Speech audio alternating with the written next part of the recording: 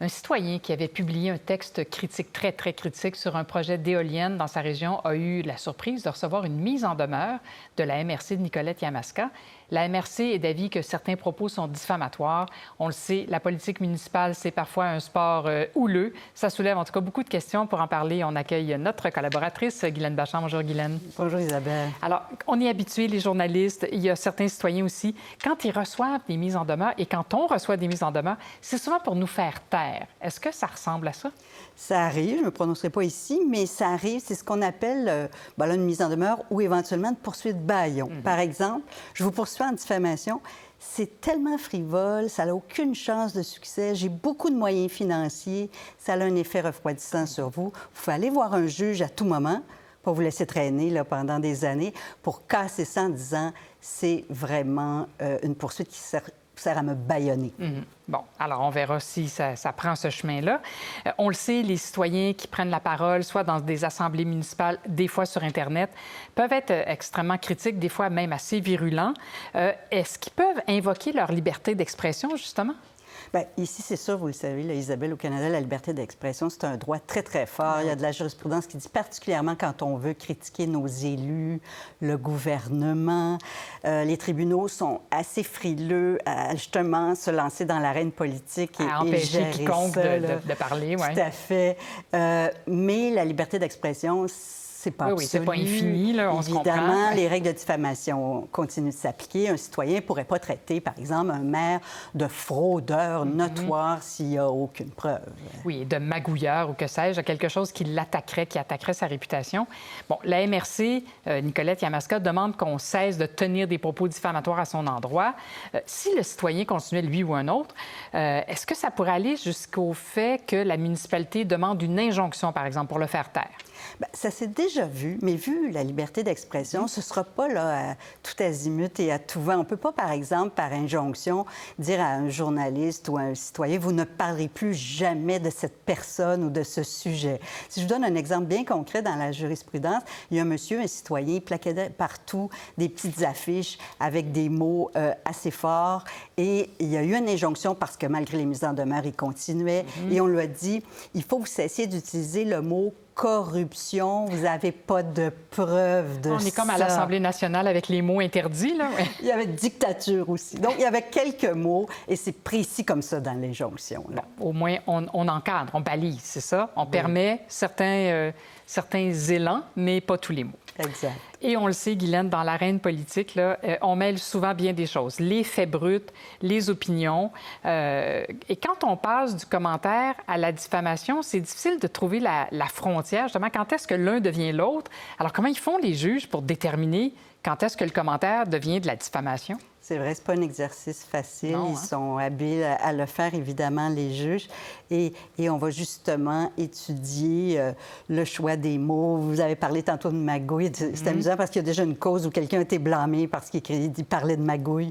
Enveloppe brune, on va pas utiliser ça, ça veut dire recevoir de l'argent de façon illégale. Là, oui. Donc, les juges regardent beaucoup ce qui a été dit et dans quel contexte. Et des fois, on fait l'exercice. On aurait pu le dire autrement. Au lieu de dire magouille, on aurait pu dire, pouvez-vous sortir le budget annuel cette année du conseil de la Ville et j'aimerais voir tel poste de dépense. Hein? Il y a une façon plus élégante, là. N'est-ce pas?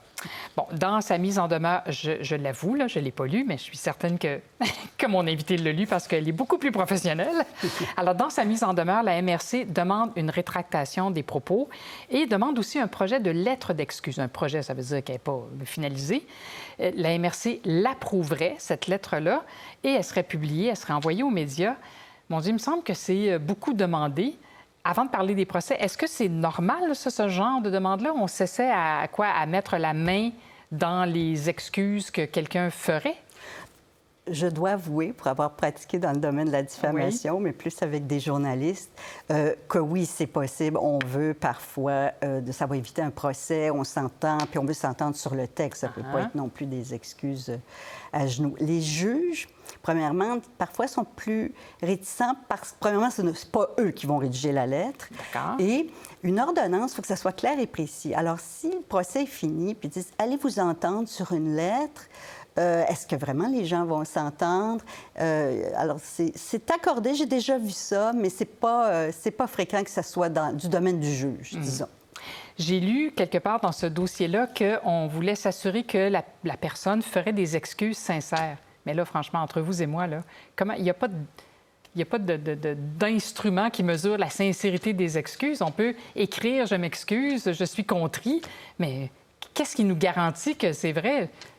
Je trouvais que c'était une curieuse demande. Oui, et c'est d'ailleurs, dans un des jugements dont on parlait, je ne sais plus si c'est celui dictature ou magouille, le juge disait, moi, les excuses, je ne sais pas s'ils sont sincères. Alors, ordonnez ça, peut-être que ce ne sera même pas des excuses sincères. Après ça, tout est question de négociation dans un petit milieu comme une ville. Oui. Si ça peut faire du bien, qu'on s'entende, qu'il y ait un petit quelque chose dans le journal local et que tout le monde est content, pourquoi pas, là, tu sais. Parce que c'est pas impossible qu'un citoyen qui fait partie d'un collectif, comme c'est le cas ici, soit extrêmement virulent et dépasse à un moment donné sa pensée sans pour autant diffamer, mais des fois, on se laisse un peu emporter.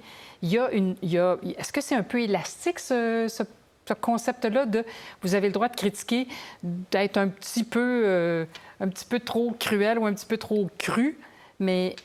Oui, parce qu'on peut quand même... Il y a de la jurisprudence qui dit, écoutez, là, sans tomber dans les mots qu'on a parlé tantôt ou dans des grandes faussetés, quand vous êtes un politicien, c'est dit avec des mots plus jolis, mais il faut avoir la couenne plus dure. C'est ça. Il y a plusieurs causes au Québec où on a dit, écoutez, vous avez une fonction publique, c'est normal que vous fassiez l'objet de critiques. C'est ça.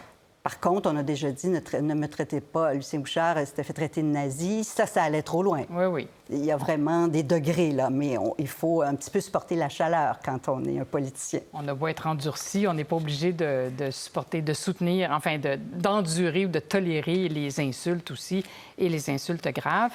Alors, bien, écoutez, merci de nous avoir expliqué ça, parce que c'est vrai que ce domaine de la politique municipale, en général, ça active un peu la fibre des citoyens qui veulent contester ce qu'on leur impose, là. Je ne veux pas être cynique, mais il y a beaucoup de jurisprudence en matière de diffamation et de politique municipale. Ah oui, hein? Des choses qui se disent sur Facebook, des choses qui se disent dans les conseils, des choses qui se disent en dehors du conseil. On sent qu'il y a beaucoup d'émotions. Et là, après ça, bien, c'est du cas par cas, fait parfait. Qu'est-ce qui a été dit, vrai, pas vrai, là, évidemment. Mais c'est la politique au niveau des citoyens. Alors, on est proche des citoyens, donc on reçoit aussi ce qu'ils ont à nous dire. Des fois, c'est pas glorieux ou c'est pas poli ou fleuri. Exact. Merci beaucoup, Guylaine Vachon. Je vous en prie. Au revoir. Pour voir nos émissions en entier, rendez-vous sur la chaîne Ici RDI.